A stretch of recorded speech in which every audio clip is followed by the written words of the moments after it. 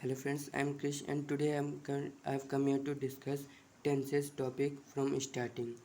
So friends, when we make any sentence, then we need to know that which tense we should use. So for this we have three tenses in English. First one is past, second one is present, and third one is future.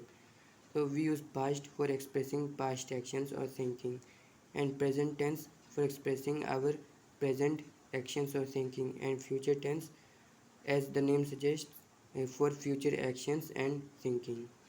Then after we know the tenses, we need to know whether if we are making any sentence, then in that the action which we are mentioning, that action is completed, continuous, half completed, etc.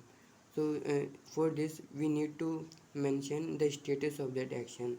Like if we make any document, then we go to cyber cafe or use our laptop to check whether the process is in continuous process or it is completed or half completed.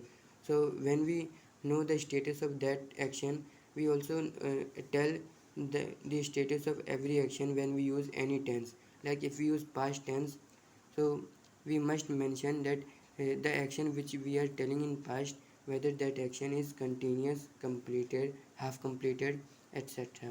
So means we need to know and also tell the status of that.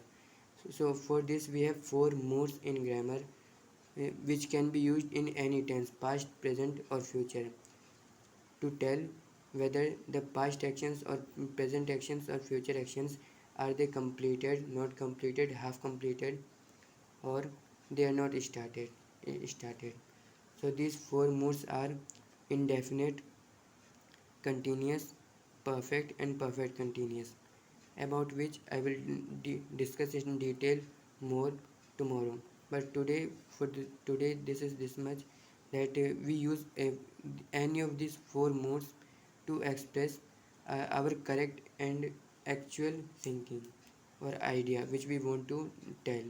Means we choose first tense, that which tense we should use, and then we choose one of these four mood to make a correct sentence in grammar. Then only our sentence will be right. Otherwise people would not understand that whether you completed that action in that tense or not, or you just started and left it. So to make it correct, you must use correct tense as well as correct mood, about which I will discuss more tomorrow. So for today this is this much.